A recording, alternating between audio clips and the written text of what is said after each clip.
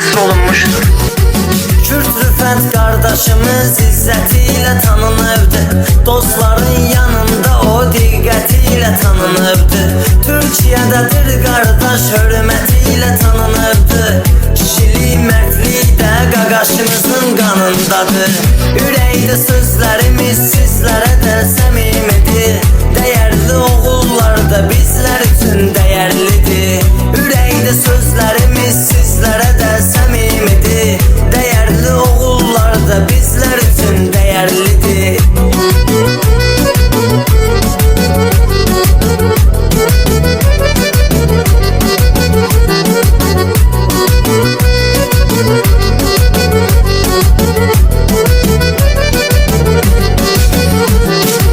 Kürt Rüfət unudulmazdır qaqaşım.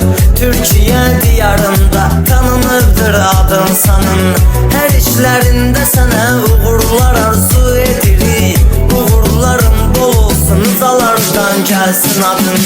Ürəkdə sözlərimiz sizlərə də səmimidir.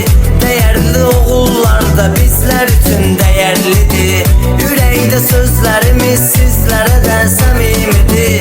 Dəyərli oğullar da bizlər üçün dəyərlidir.